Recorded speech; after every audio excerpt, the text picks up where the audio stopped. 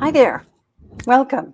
This is Tips for the Transition, the Career Roadmap, and I'm Maria Tomás-Keegan, your host. I created this show to share resources that help women navigate career and life challenges more easily and to know that they're not alone. Every week, we co-create, me and my guest, to create or to inspire women around the world to become more confident, resilient, and brave in their careers and in their lives. So if something resonates with you as we're talking today and you want more information, just check out the show notes below for various ways to connect with my guest and me. So, unfortunately, burnout is an often talked about subject these days, and it has been for a long time. You might have a heavy workload, or you might work long hours. You might even have little control of how you do your work or the work that you do. Or you might even struggle with balancing all that work with the life that you want. The result might be burnout. Now, we've talked about how to recover from burnout many times on this podcast. But today, we're going to put a different spin on it.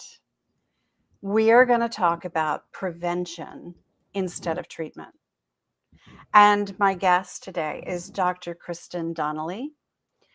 She is an award-winning 4-time TEDx speaker. She's an international empathy educator. I love that.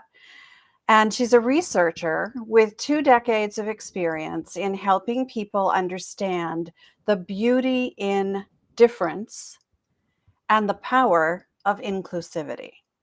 She is one of the good doctors of Abbey Research, chief operating officer of their parent company, co-founder of the Community Research Institute, and an unapologetic nerd for stories of change. Plus, Kristen does a lot of writing for Forbes and Medium and Thrive Global. So I want to bring her on and introduce her to you because we're going to talk about preventing burnout today. Hello, Kristen. Hello, Maria. How are you? I'm great. I am great. Amazing. I'm excited for this conversation because it is a different take on every other conversation I've ever had with anybody about burnout. And I'm really excited to bring you on to share what you've learned about it. So, first of all, I would love for you to tell us why this subject of burnout is so important to you. What an incredible question. On a very basic level, it's important to me because I care about and love people. And burnout is something that is become such a buzzword right now that I'm afraid it has gotten to the point where it means nothing. And we toss it around all the time. And I believe really deeply in context and in understanding. And so it's incredibly important to me to understand burnout better so that we can actually do something about it. In a certain way, doing a lot of talking about an issue without doing some sort of root cause analysis and some more big systemic understanding of it kind of stresses me out. Like, I am a business owner and a social scientist, and so context is incredibly important to me. Additionally, it matters to me because I think we're starting the conversation at point G way too often, and I'd like to take us back to point A and really understand where it comes from, like I said, so that we can do things about it. Because burnout is not actually a disease, it's a collection of symptoms and conditions that are caused by other things. And so by treating simply the symptoms, it gets really difficult to do any sort of lasting systemic change that does prevention in the future. Hmm. Isn't that the case with so many things Yeah. that it's that band-aid approach. I've heard you say this before. It's like putting a band-aid on a bullet hole. Yep. That's a powerful image for me. Um, But we do that with so many things these Yeah. days. Try to treat the symptoms instead of digging under to get to the root cause. Yeah, because the root cause means change. And not only do our brains hate change, like our brains are designed to keep us at stasis, Yeah. so that we stay safe because the brain perceives stasis as safety. But like outside of our brains, change is hard and life is already hard enough. Why are we doing more hard things? Hmm. So I joke all the time, and I don't have data behind this, but this is just my gut. Um, you know, the world and Western culture in America in particular, we're not quite as obsessed with quick changes until the invention of the penicillin antibiotic. Because for the first time in the history of humanity, you could take one pill and fix a thing. Hmm. And when you look at the history of pharmaceuticals since then, and the kind of way that pharmaceutical advertising, thanks to Arthur Sackler, has really shaped a lot of how Americans behave in the market, it's very clear to me that we are constantly looking for the penicillin of whatever it is. Yeah. And the problem is penicillin did treat the actual cause of the disease. And it got rid of, it prevented another influenza epidemic. Fantastic. What it didn't do was fix the social causes of poverty that lead to more comorbidities that make people more sick. It didn't make running water significantly more, so it appeared to fix this problem, but it still didn't. It just Yeah. kind of did. And we've taken that model forever. Again, this is just a supposition on my part, but it Yeah. really seems to fit. Yeah. Yeah. I agree. That seems to be the way it is. Yeah. So we've said burnout's been around for a long time.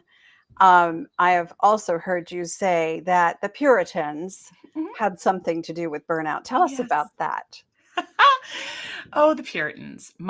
If you had told me when I first started studying religions as a sociology of religion scholar that I would spend so much of my life talking about this tiny group of separatists, I would have laughed at you because I was like, what's so interesting about the Puritans? So essentially, in the 1600s, there was two groups of white folks kicked out of England for being a nuisance to the Church of England. One of them were the Pilgrims. They're the folks that you think of when you think of the first Thanksgiving. And they packed their ships full of beer. They were going to show up and have a bit of a party. Like they were annoying and they were looking for freedom from the Church of England, but like they didn't really have a plan. They just kind of rocked up. They didn't really last that long. And then come the Puritans. They get easily confused because everybody had the same funky hats and weird shoes with buckles. So like they look the same. But the Puritans rock up and they had a plan. Their plan was to create a city on a hill, a heaven on earth. They wanted to create a religious society. So they didn't pack their ships full of beer. They packed it full of Bibles and building supplies. And that was their goal. So why that matters to us is that this is the first group of white folks who settled America and stuck around. Jamestown and the Pilgrims, they kind of came and went. But the Puritans showed up and then stayed. So there are three important elements of the Puritan theology, which is everything in their kind of culture was, again, they wanted to build a religious society. So everything was centered around their theology. And there's a lot of things about their theology that are perfectly lovely and fine and innocuous. And, they practiced a very close to what a lot of Calvinistic theology is now. I have a Master of Divinity. If anybody really wants to get into theology, we can. But for me, the most important things socially are three elements of their theology. One, you are only a good person if you work really hard. Mm. You are also working hard means doing it all by yourself, with a couple exceptions, including barn raising, but everything else was supposed to be by yourself. And you could sleep when you were dead. Wow. I would imagine that sounds fairly familiar. So the thing is, like, that's it. Like, that's what they taught and that's what they believed. Yeah. And they did it to build the kingdom of God on earth. Yep. Fantastic. They didn't, though. They built the most capitalistic society that the world had ever seen at the time. Because the thing is, all of those principles line up really, really easily with financial success and Yeah. resource accumulation. Yeah.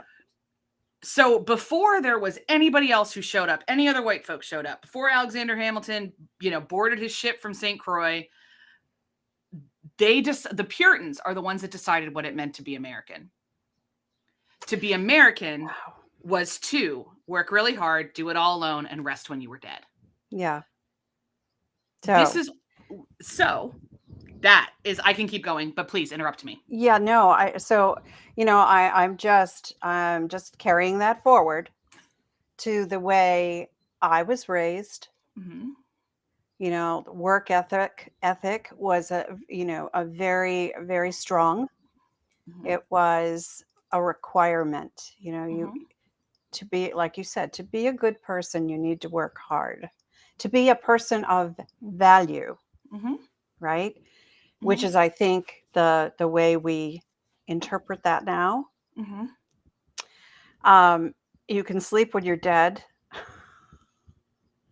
I don't subscribe to that one because I need my sleep really badly.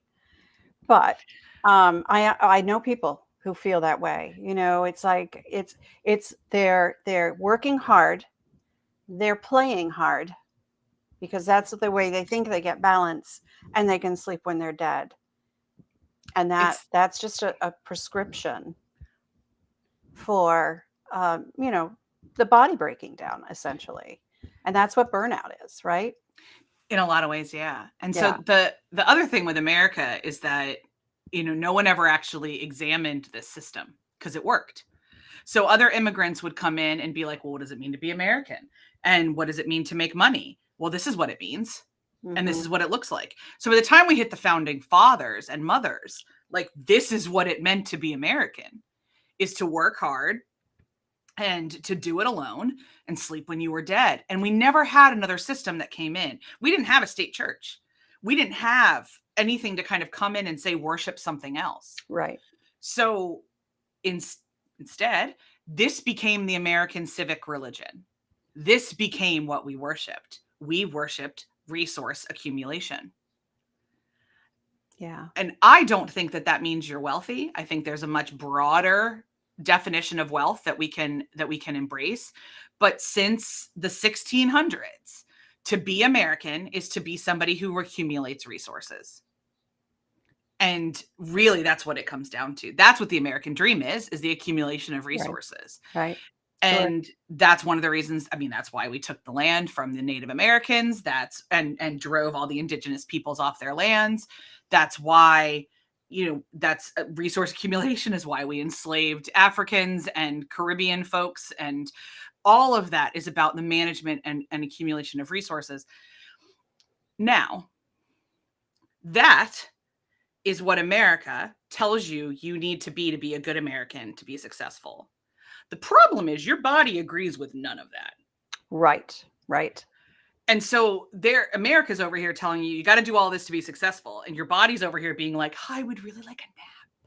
Like, this is to be successful, but I need you to change or you're going to die. Most of the time when people talk about burnout, they've already passed the point where they've ignored all of the signals from their body to say stop. Right. Or they've been trying to fix them with Band-Aids on bullet holes. They went on Instagram and some influencer said, spend $29.99 a month on my bath bomb and you'll fix burnout. And we've pretended that there is a solution out of burnout. There's not. There's not a explanation. I offer the Puritans as a context, but there's lots and lots of reasons why a person would burn out. And some of them are communal and some of them are individual. In the same way, solutions have to be both communal and individual. Okay. So, I've heard you say that burnout is as American as apple pie. Is that what you meant by that? That Yep. It's been around since the 1600s? It's part of what it means to be American, is to be exhausted. Wow. I'm thinking what just came to my head is we have family in Europe, living in Europe, raising kids in Europe, and we have been there to visit. And I can I can relate to what you just said. To be American means to be exhausted. When I think about the life they lead in Europe, which is anything but that. And I mean, that's very similar. I really started to congeal this idea and develop this idea when I lived in Northern Ireland when I was 22. Mm. And I went from college. My first job after college was as a voluntary youth worker in Northern Ireland. And I taught sex ed in high schools. It was the most fun I think I'll ever have for the rest of my life. I loved that job. I talk about this in the book we're writing on the culture of burnout right now that my colleague and I are writing. But I was so angry when I first got there at how much time I thought they were wasting every day. Oh. And the number of tea breaks they took, the fact that the buses shut down at 6:00, all of these things. Now, Northern Ireland is its whole own bundle of drama. I'm not saying it's not. I mean, I literally wrote a PhD on some of its drama, so I get it. But fundamentally, what I discovered, and this is a crass overstatement, but it shifted how I lived my life, is that the American cultural value is productivity. And the Northern Irish cultural value was family and connection. And whatever family means. Now, there's all of that. And then I married a fella from Northern Ireland, and I see a lot of the tug in our marriage of what I think a productive Saturday looks like and what he thinks a productive Saturday looks like, what I think a strategic way to live our lives look like, and his. We've been married 10 years now, and we live here in the States now, and he's a naturalized alien, as they call them. But he's still Irish. His mother is Irish. His father is Irish. He is still Irish, and he moves in those rhythms. But what really got me was, like, when I was in the office at the place I worked at, there was 3 breaks a day: a tea break in the morning, a long lunch, and a tea break in the afternoon. And in my mind, that meant we were failing. We weren't earning our paycheck. We weren't doing the right things. And then at the end of the year, I realized that we had accomplished just as much as we would have if we didn't take breaks, probably even more because we had taken breaks. I knew my coworkers way better than I knew any other coworkers I'd ever worked with before. And I went home a more balanced person than I had showed up. Yeah. And I got to Texas and launched into 2 master's degrees, promptly forgot everything I had learned. And then I moved back and I did my PhD, and I lived in Belfast for 4 years at that point. And then some of the lessons stuck. And I tell people all the time that the best version of myself, the version of me that I missed the most, was the version that lived in Belfast, that would take whole afternoons to sit at a pub with a book and a couple friends, that would just drop what I was doing and go be with a friend, that would take long walks in the evening. I didn't have the same feeling of constantly needing to be on a hamster wheel over there that I do here. Mm-hmm. And I have a huge amount of, and I'm very, very privileged and blessed to have it, but I have a huge amount of responsibility. My brother and I co-own a company, a network of companies that our father started. And so by any definition, my life is stressful. But I also, by buying into the puritanical beliefs of equating my workload with my worth as a human and my personal morality, of believing that that asking for help is a weakness, and not prioritizing my own rest, I have made it more stressful than it needs to be. Right. And Right. I have forgotten the lessons that I learned that I could be incorporating. And in the last couple of years, I've had some health issues that essentially were my body saying, if you don't stop right now, if you don't reformat some things about your life, it's going to get ugly fast. Yeah. And I'm very blessed to have a team member and a best friend who looked at me and said, this is when we start reshaping some stuff about your life. Right. And if you don't do it now, I will find someone to do it for you. All right. So, yeah. There's a very personal reason for you and personal experience, right, for you to focus on burnout as a researcher to help others. So let's talk a little bit about the prevention piece. Yeah.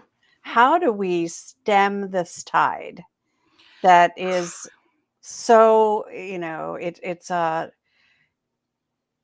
our legacy. It feels like that. It feels like we got to do it this way. How do we change that for ourselves individually first? Because I think it has to start there, don't you? Mm-hmm. Great question. So let me set this up by saying that all cultures are made by the people that live in them. And Yep. they shift and they change and they evolve. So just because something is the way it is right now does not mean it is how it has to be. Right. One of the ways we need to shift the culture, one of the ways to shift the culture, I should say, is to do individual changes. When you reformat your life in a certain way, you then show up differently in the world. And other people that resonate with that want to know what you did, and then they begin to reshape their lives. And that's a quiet, subtle way to do it. We also need some larger STEM changes, but that's a separate conversation. So right now, in terms of prevention, I have, we talk about the 4 R's of the things we need to prioritize in our lives to do those personal preventative changes.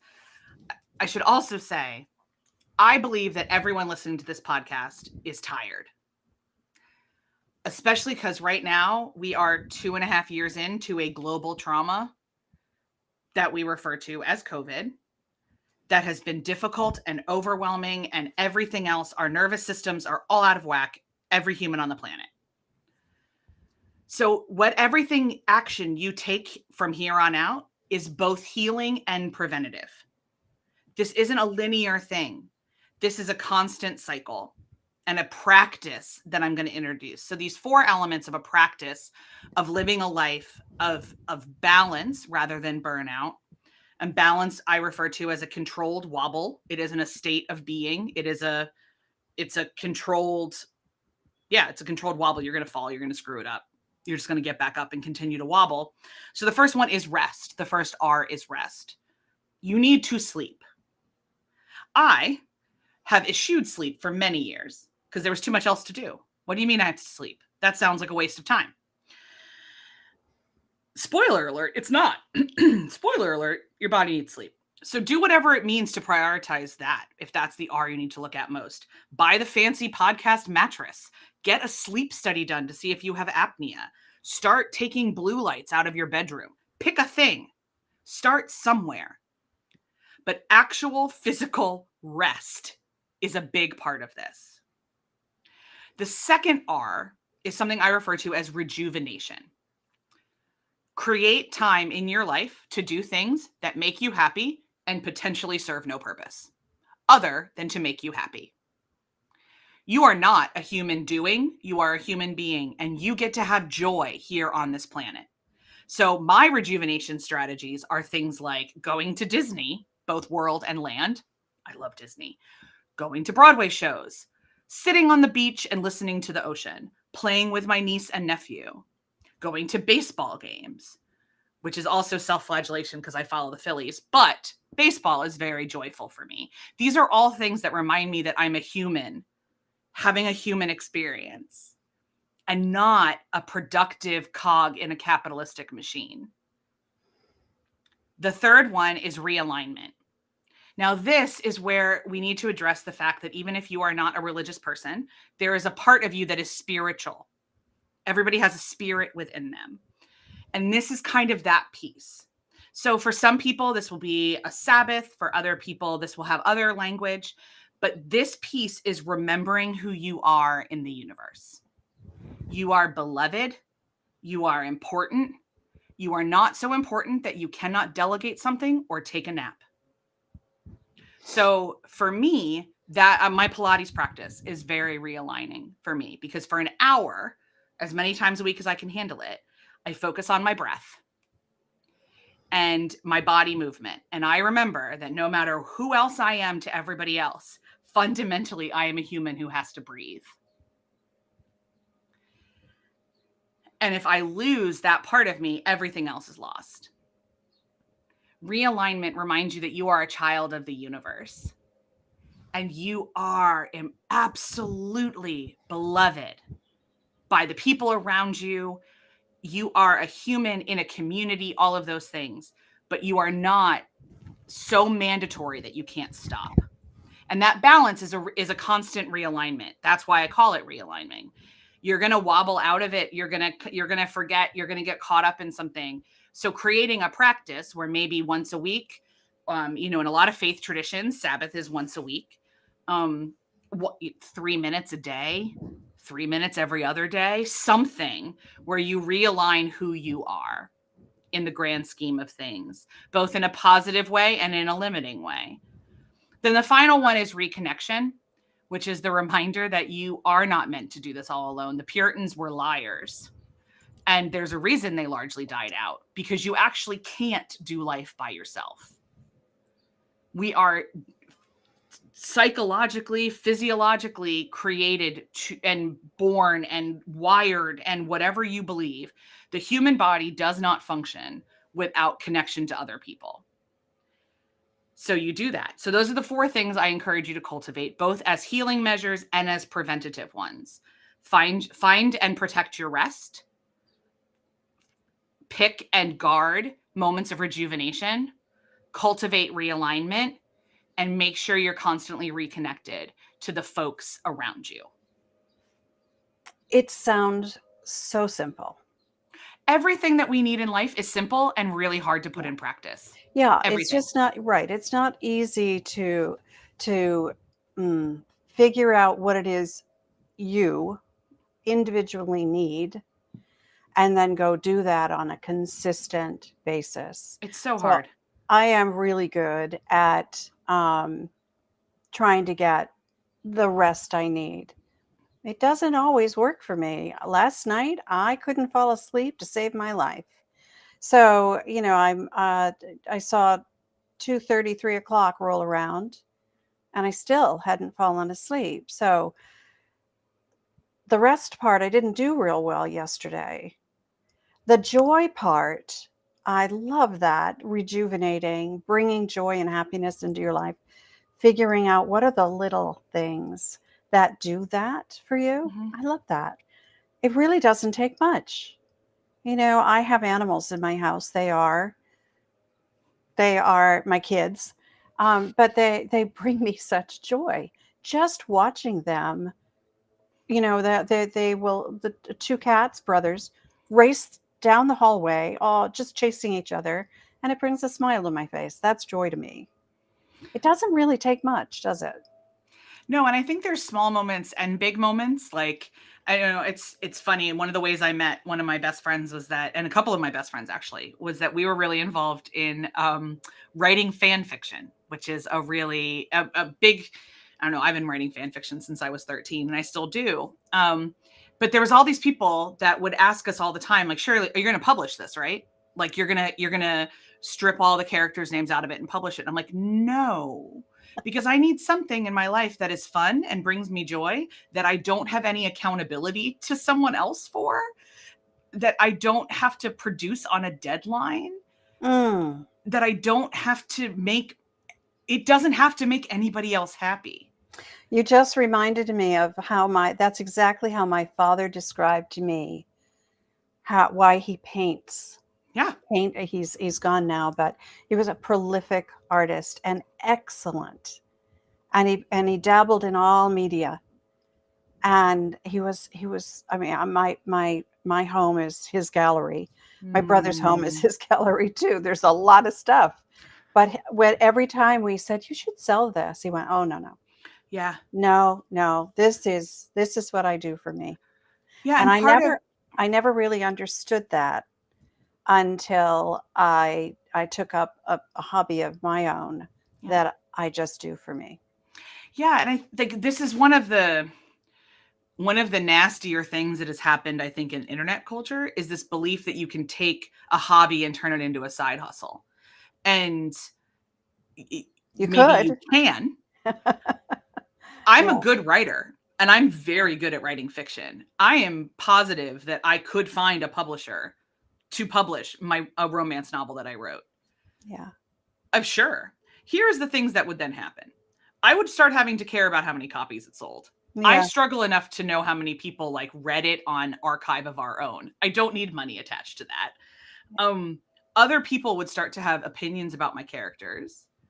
I wouldn't know how to let that go. Like, this isn't how I'm wired, and that's okay. Yeah. Erin does cross stitch and gardens. And like, that's finding something that either you can do every day. So like, I have tiny things I do every day for sure. Yeah. But then also I encourage people, like, Americans take the least amount of vacations anywhere in the world.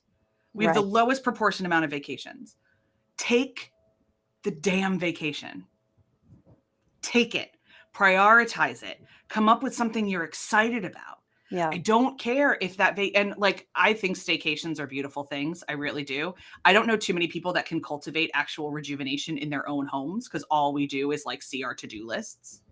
So do something where for at least 2 days you're out of your house. Like, but I also want to bring up the thing that you said at the very beginning, where you said I didn't do great on my rest today. More than anything, this is a mindset shift. That when you think of these 4 R's, you can kind of wake up in the morning and go, okay, so I need more rest in the future in order to make sure I stay in balance. Not, oh my God, I totally failed at my R last night, and I now need to checklist and figure out a different way to do this. Yeah. I am feeling a little bit overwhelmed right now. Let me do a mental and internal inventory and see what I need to prioritize for a little bit first. Yeah. It's a mindset shift from being a human doing, and we haven't talked about women, but women, my God, are significantly proportionally more burned out than men, because we are coded to be caregivers from the time we are tiny, tiny babies. Right.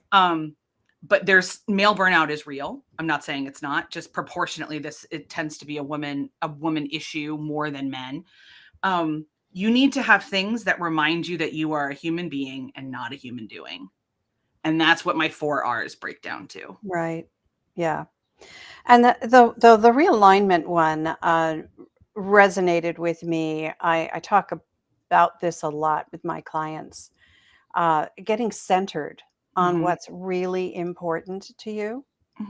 Those values. So the difference in the values between Europe being family as at the top of their list, and making money or being busy for those of us here in the States, seems to be prevalent, more prevalent. But getting centered on, who are you now? Things change all the time. Change is not comfortable. And we evolve as things change. So who are you now that things are changed? And what do you care about most now that things are changed? Because those values shift as well. Absolutely. Yeah. So get that realignment piece is so critical for anyone who is going through any kind of transition. That's my expertise. I see this all the time. Yeah. And I have been through it myself many times. So just that realignment piece. You can't separate any one of these 4. They have to come together. They have to be considered. Absolutely. Yeah. This is what you call it, balance. I call it harmony. Yeah. This is just how, if you put all of these things together on a regular enough basis, consistently enough, you will start to feel like your life is more harmonious. In a very certain way, Erin and I teach that empathy is a mindset as well. That it's not feeling the emotions of other people's. It's a mindset to choose to understand others rather than assuming things about them. And the same practice for yourself. And people ask us all the time, like, why should we do it? Yeah. And I would say, like, why, people say that about the 4 R's. Maybe, I don't know, they might not react that way. I've only really spoken about this in public like 3 or 4 times because we were saving it for the book. I'm honored. But now I'm like, no. I want to tell people before they read the book. Yeah, my audience will be so blessed by this. Oh, thank you. Honestly, once you get into the practice of it, life gets a lot less stressful. Yeah. Yeah. And you start to feel more in control. And what we crave as humans more than anything is control of our own self. Yeah. And so, like, when I started practicing empathy and choosing to remember that other people are people, not on my terms, but on their terms. Right. I got a lot less angry all the time. I could scroll past things on Twitter very easily and not like turn it into an outrage machine. Like, oh, that person believes that. I don't agree with it. They're still a person. That's right. Amazing. Go with God and go elsewhere. That's And right. as I've been doing this, the last 5 months of my life have been really intensely focusing on all 4 of those R's, and how I've literally reshaped most of my life in the last 5 months, and the rhythms I move in, and how I do that. And I was just this past weekend, for the first time after all that work and this constant work, I had a couple hours where I sat and I was fully present in what I was enjoying. And I could feel like the wind on my face and the crowd around me. I was at a baseball game and it was gorgeous weather and my husband was with me. And I just got to be. I wasn't doing my to-do list in my head. I wasn't checking my phone constantly. I got to be. Oh, And it disappeared pretty quickly. It only lasted for a couple hours. I'm still new in this process, yeah. but I missed it when it went away. Yeah. And now that I know what that feels like, where I can just be, Yeah. good Lord, I'll do anything to keep that feeling going. I should Yeah. say, brains are weird places and it's cyclical and weird. So like I'm having a terrible brain day today. Hopefully tomorrow I'll have a better one. The best advice I can give anybody who wants to start on this journey or continue on this journey is that bad days are not failures. Yeah. Because your worth as a person is not tied to your production. Yep. Yep. That's so true. That is so true. Our value. I'm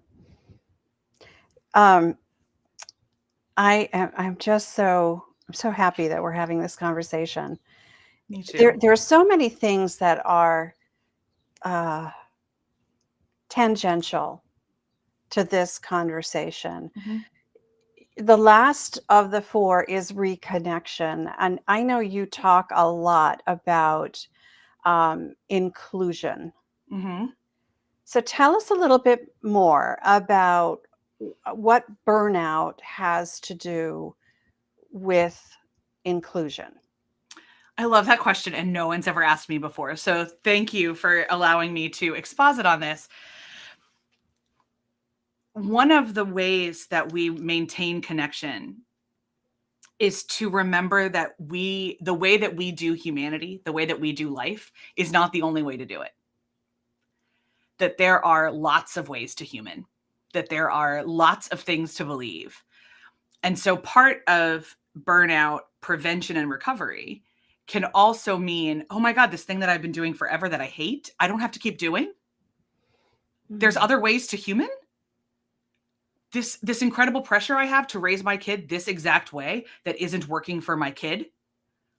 Oh my God, I could find another way to help my kid. This medicine I've been on that everybody on Instagram told me I have to be on isn't working. Cool, I don't have to be on it.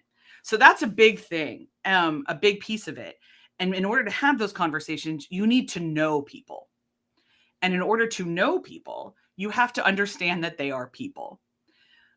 The way that we talk about inclusion is drawing a very distinct difference here between the idea of tolerance, the idea of diversity, and the idea of inclusion. So I loathe the word tolerance. I actually gave a TED Talk where the subtitle was "Tolerance is Garbage." Because all tolerance is the belief that someone else is alive because it's illegal to kill them. That's it. You don't engage with that person. You don't do anything else with that person. You go, oh, I tolerate you. Think about that. If someone looked at you and said, I tolerate you, how would you feel? You would feel crappy. You know, it's very interesting. It's a question I ask a lot of my clients. What are you tolerating? And it's you're asking them that because you want them to kind of get rid of it. Yes. Or to change it. Yes. So we had all these bumper stickers in the 90s that were like coexist. No, friends. That got us here. So then the other thing I want to talk about is diversity really quickly. And I should say I love diversity. I think diversity is amazing. We cannot grow it because it already exists. So even though, Maria, you and I look very visually like we are, we both look the same, maybe we have similar, education backgrounds based on how we're talking. And people might look at this podcast and say, oh, there's no diversity there. It's 2 white ladies. Because visually, we may look the same. Couple different things there. That may not be true. And even if it is true, that doesn't mean that we have the same life experiences. We have different careers. We live in different parts of the world. We're different generations. We have different trainings. You have animals. I do not. We might have very different feelings about, I don't know, like how to make a cheesecake. I don't care. We are very, very diverse, just the two of us. Right. And so if you're going into, as you're in an office and they're like, we need a diversity initiative, you don't. What you need is an inclusion initiative.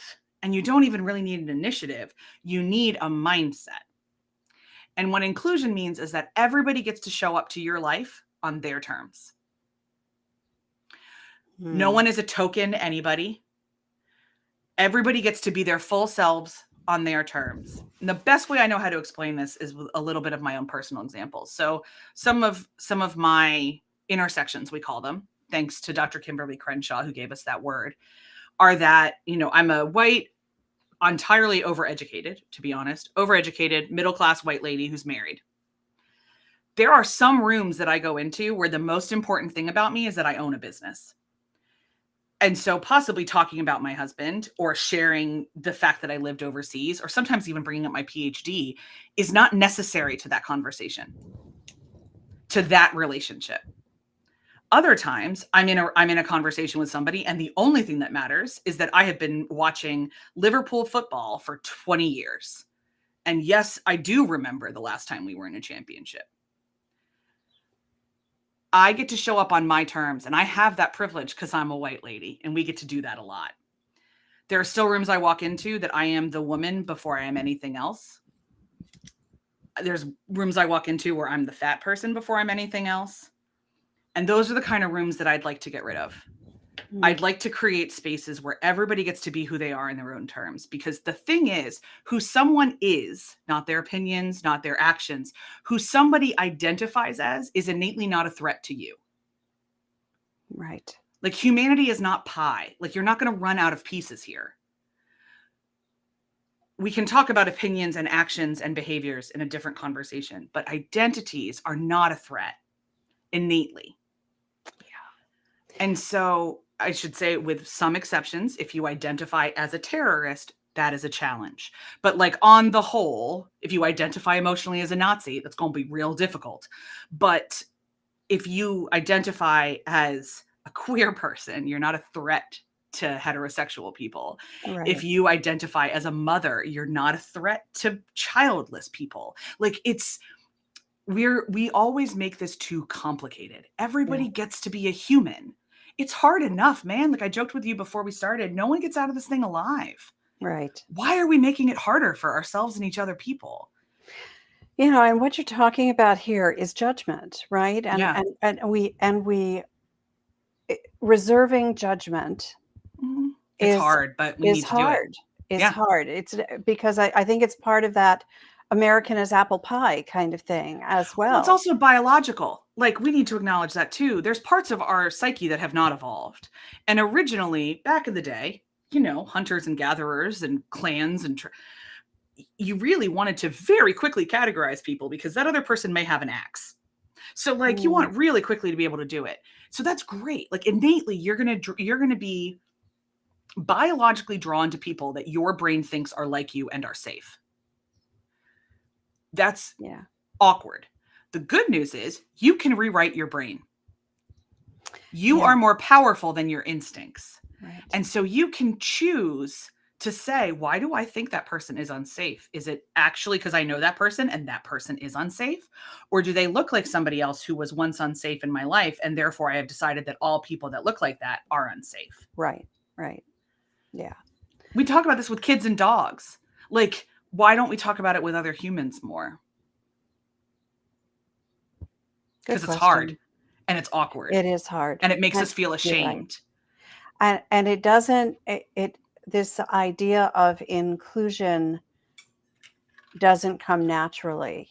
Mm-hmm. And that's part of the problem, right? That's part of the root cause. Mm-hmm. Being a human is a lot of work. So it is. It is a lot of work. It is a lot of work. And we don't get it right all the time. But giving ourselves grace and practicing the 4 R's that you shared with us today, is a really good start. A really good start. I wish we could talk about this for longer than we have today. Well, we'll just have to have more conversations. Yeah, that's uh, Kristen just told me that she and her colleague are writing a book. She mentioned it. And when the book gets published in the fall, Kristen's coming back as a guest.